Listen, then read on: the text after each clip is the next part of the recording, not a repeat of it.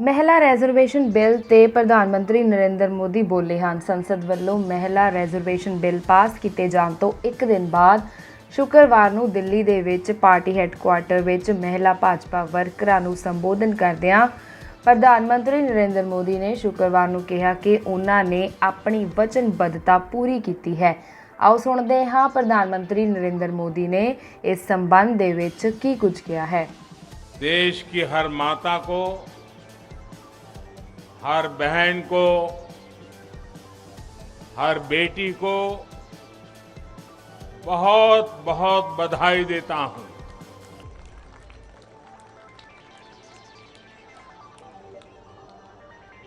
कल और परसों 20 और 21 सितंबर को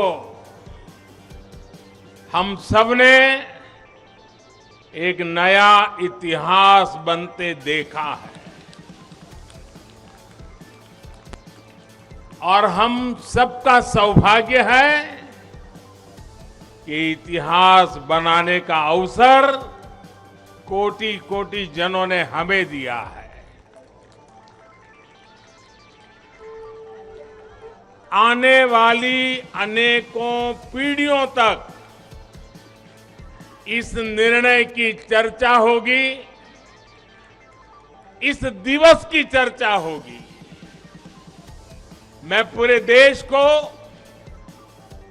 नारी शक्ति वंदन अधिनियम संसद के दोनों सदनों में और भारी बहुमत से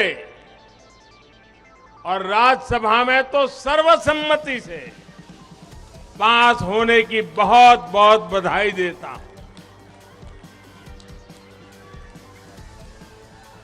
पार्टी के राष्ट्रीय अध्यक्ष श्री जेपी नड्डा जी, अन्य सभी वरिष्ठ साथी और आज मैं देश की माताओं बहनों को भी यहां दूर से प्रणाम करता हूं।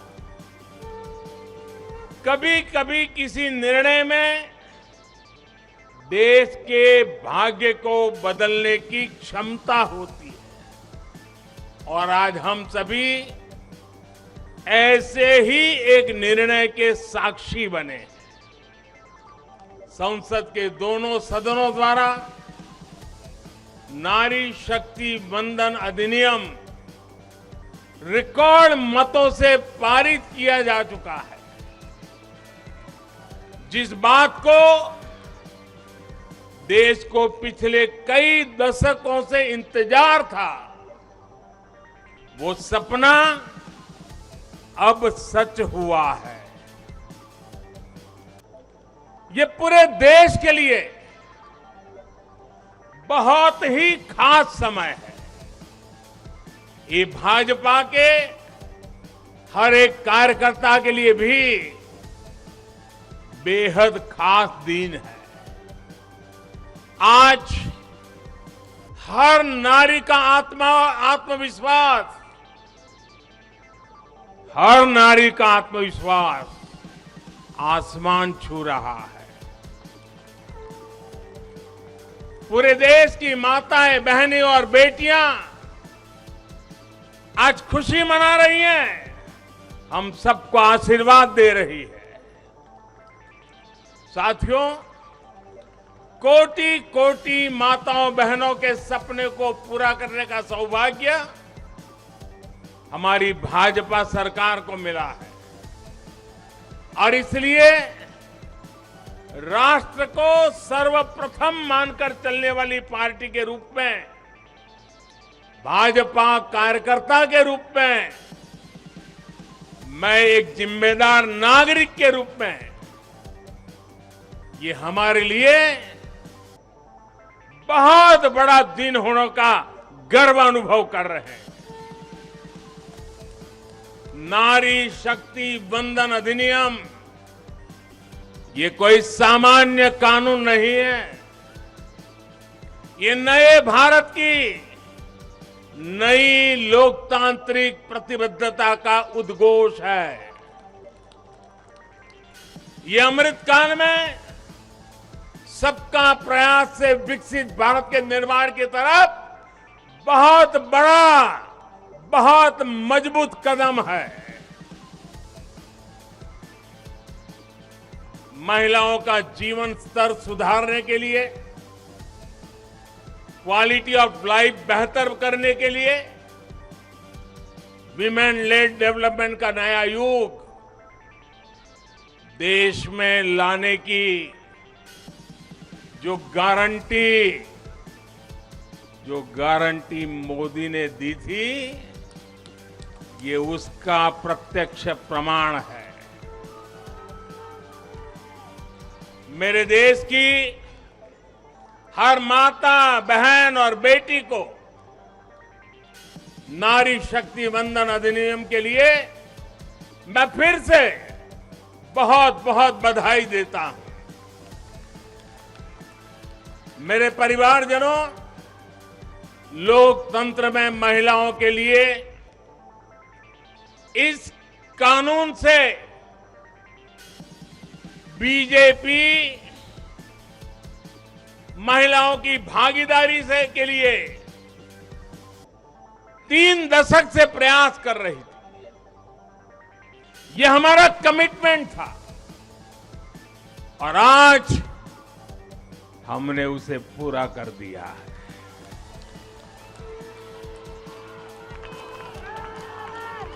महिला आरक्षण सुनिश्चित कराने वाले इस कानून की राह में तरह तरह की बाधाएं थी, दशकों पुराने अड़ंगे थे, लेकिन जब नीयत पवित्र होती है, प्रयासों में पारदर्शिता होती है, तो परेशानियों को पार करके भी परिणाम लाती है। ये भी अपने आप में एक रिकॉर्ड है। इस कानून को सदन में इतना व्यापक समर्थन मिला। नए संसद भवन में पक्ष विपक्ष की सीमाओं से ऊपर उठकर करीब करीब सबने इसके पक्ष में वोट दिया। मैं इसके लिए सभी राजनीतिक दलों का और सभी सांसद साथियों का भी अभिनंदन करता हूं। मेरे परिवारजनों, भारत को विकसित बनाने के लिए आज भारत की नारी शक्ति को खुला आसमान देने का ये अवसर है।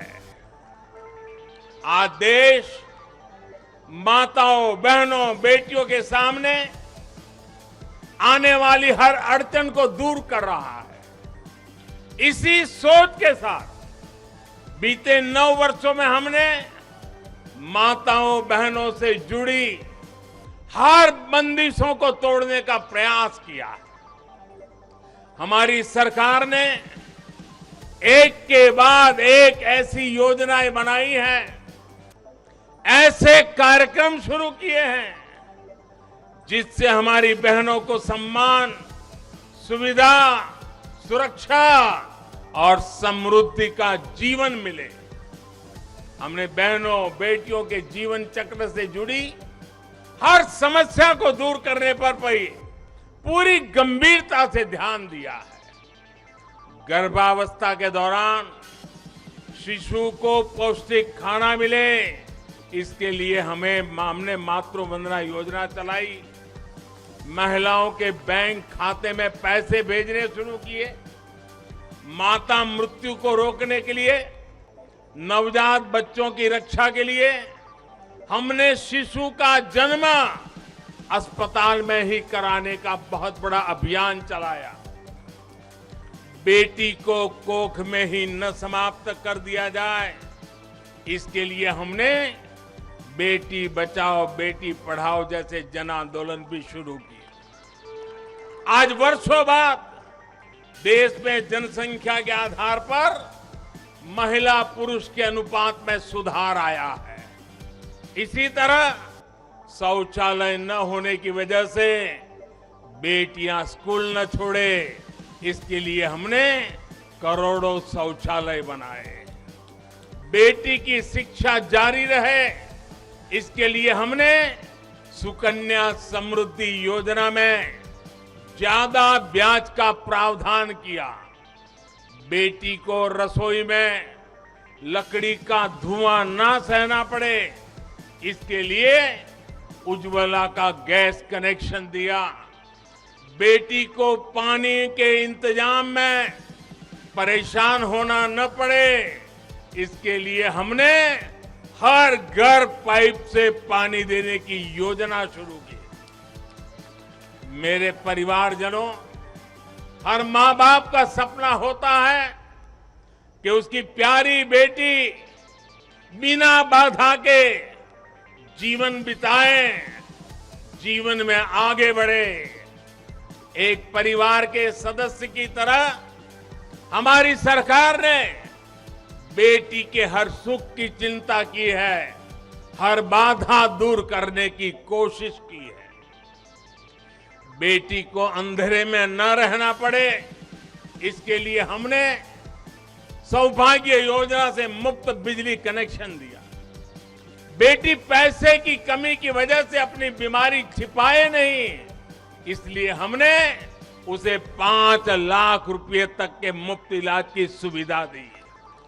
बेटी की या घर की संपत्ति पर भी अधिकार हो, इसके लिए पीएम आवास के घरों में उसे संयुक्त भागीदारी दी।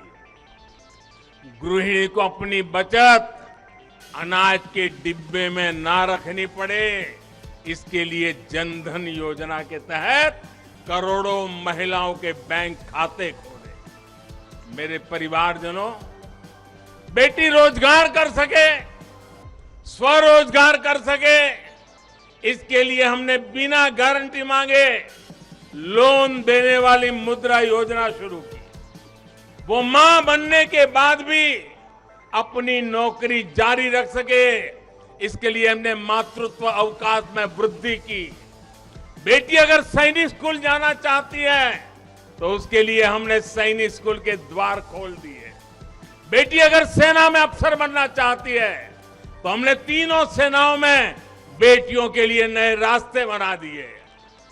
गांव की बहनों को कमाई के अवसर मिले, इसके लिए हमने 9 करोड़ से ज्यादा बहनों तक सेल्फ हेल्प ग्रुप का विस्तार किया और उन्हें मिलने वाली सहायता को भी बढ़ाया।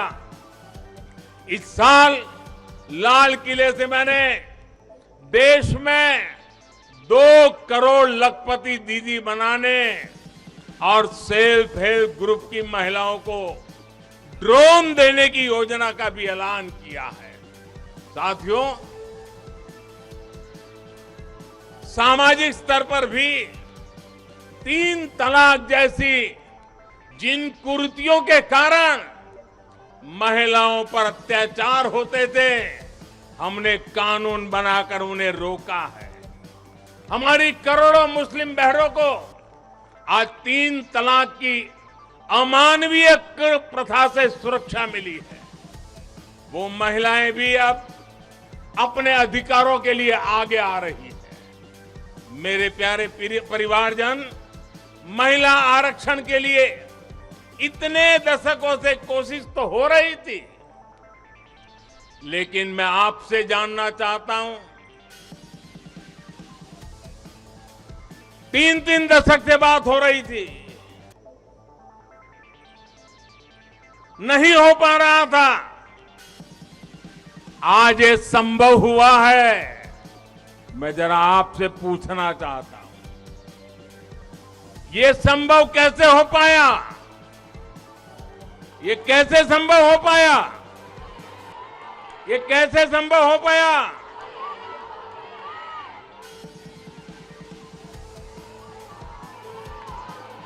कैसे संभव हो पाया?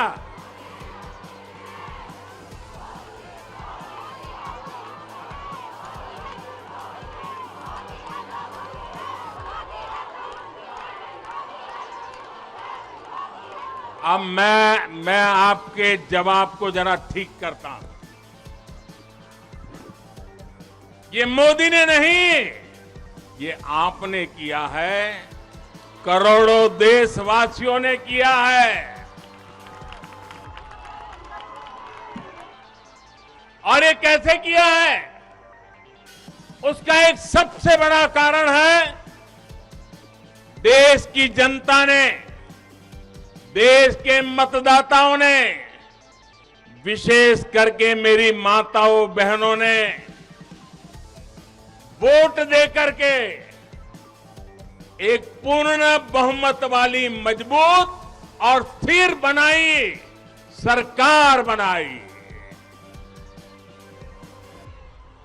और उसी का कारण है, आपने जो सरकार को मजबूती दी, आपने जो सरकार को बहुमत दिया, उसी की ताकत है कि आज ये सरकार फैसले भी ले पा रही है और संसद में जाकर के 30 साल से लटके हुए काम को भी पूरा कर पा रही है। और इसलिए दोनों सदनों में इस प्रकार से पास होना इस बात का साक्षी है कि पूर्ण बहुमत वाली स्थिर सरकार होती है तो देश कैसे बड़े फैसले लेता है, कैसे पड़ावों को पार करता है। जब देश में पूर्ण बहुमत वाली सरकार आई तो इतना बड़ा काम हो पाया। हमने महिला हित में हर स्तर पर फैसले लिए, किसी के राजनीतिक स्वार्थ को महिला आरक्षण के सामने दीवार नहीं बनने दिया। जबकि इससे पहले जब भी ये बिल संसद में आए, लीपापोती हुई, सिर्फ नाम दर्ज कराएगी, ये निष्ठापूर्वक कभी प्रयास नहीं हुआ और बवाल हुई, हंगामा हुआ, नारी का अपमान करने का भी प्रयास किया गया। मैं तो कल भी, सबने वोट तो दिया, लेकिन कुछ लोगों को इस पे तकलीफ थी कि नारी शक्ति वंदना शब्द क्यों लाए हो। क्या इस देश की नारी को वंदन करना चाहिए कि नहीं करना चाहिए? क्या माताओं बहनों को प्रणाम करना चाहिए कि नहीं करना चाहिए? क्या माताओं बहनों का गौरव सम्मान बनाना चाहिए कि नहीं बनाना चाहिए? क्या हम पुरुषों को इतना अहंकार आ जाए, हमारी राजनीतिक विचारधारा को इतना अहंकार आ जाए कि हम नारी शक्ति की वंदना शब्द का प्रयोग करें तो भी किसी के पेट में चूहे दौड़ने लग जाएं। लेकिन अब बहुमत की स्थिर सरकार है तो महिला आरक्षण बिल, नारी शक्ति वंदन अधिनियम एक सच्चाई बन गया है। इस कानून ने फिर साबित किया है कि देश को आगे ले जाने के लिए, इस कानून ने सिद्ध कर दिया है, देश को आगे ले जाने के लिए पूर्ण बहुमत वाली सरकार, मजबूत सरकार, निर्णायक सरकार, ये बहुत ही आवश्यक है। मेरे परिवारजनों, मैं लगातार महिलाओं को आगे बढ़ाने की बात करता हूं, उनके विकास को केंद्र में रखकर नीतियों की बात करता हूं। ऐसा इसलिए क्योंकि मैंने महिलाओं के नेतृत्व को, उनके सामर्थ्य को, उनकी रिजल्ट देने की काबिलियत को देखा है। मैं वर्षों तक गुजरात में मुख्यमंत्री रहा। मेरे अपने अनुभव है कि जब मातृशक्ति को काम मिलता है तो कैसे परिणाम देती है। हमने गुजरात में समरस ग्राम की योजना बनाई थी और उसमें एक विशेषता थी कि जहां पर गांव के प्रधान के रूप में महिला के लिए आरक्षण है, वो सीट रिजर्व है। अगर उस गांव के सब लोग मिलकर के निर्विरोध उसको चुनते हैं और सभी पुरुष अपने आप को विड्रॉ करके सारे मेंबर महिला, 100% महिला मेंबर, उनको मैं समरस ग्राम पंचायत कहता था। और गुजरात में हजारों ऐसी पंचायतें बनी थी जिसमें एक भी पुरुष सदस्य नहीं था, 100% महिला सदस्य थी, और उत्तम से उत्तम विकास के काम उन्होंने करके दिखाया था। साथियों, महिलाओं की शक्ति, उनकी सोच क्या होती है, इसके मेरे पास अनेक उदाहरण हैं। गुजरात में तो मैंने बार बार इस सामर्थ्य को देखा था। मैं नया नया मुख्यमंत्री बना था, तो एक गांव की महिलाओं ने मेरा समय मांगा। वो गांव के चुने हुए लोग थे, तो बोले सब महिलाएं मिलना चाहती है। तो मैंने कहा भाई मैं नया था, अभी तो मुझे 6 महीने भी नहीं हुए थे। तो मैंने कहा काम क्या है, आप ग्रामीण विकास मंत्रालय को मिलिए, फलाने को मिलिए। नहीं बोले साहब, उनका तो आग्रह है, वो आपको मिलना चाहते। वो गांव की माताएं बहनें थी। मैंने कहा अच्छा भाई एक दिन बुला लेना, मैं मिल लूंगा। वो मिलने आई, 8-10 महिलाएं थी, और उसमें सबसे ज्यादा पढ़ी लिखी जो बहन थी वो शायद 7वीं 8वीं कक्षा तक पढ़ी लिखी। तो मिलने आई, बोले हमारे गांव ने तय किया है कि एक भी पुरुष मेंबर नहीं होगा, सबकी सब महिला मेंबर होगी, और इस बार गांव की प्रधान भी महिला होगी। तो मैंने उनको पूछा अच्छा इतना बड़ा आपको अवसर मिला है। अच्छा, जब समय मांगा तो मुझे लगा शायद वो कुछ पैसों के लिए आएंगे, कुछ योजना लेने के लिए आएंगे। तो मैंने उनसे पूछा कि आपकी क्या अपेक्षा है और आप क्या करना चाहती है। 7वीं 8वीं कक्षा पढ़ी लिखी वो गांव की प्रधान महिला, और बाकी मेंबर तो उससे भी कम पढ़े लिखे थे।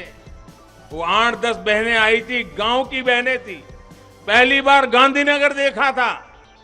उन्होंने मुझे जो जवाब दिया, मैं समझता हूं सार्वजनिक जीवन में काम करने वाले हम सबके लिए प्रेरणा है।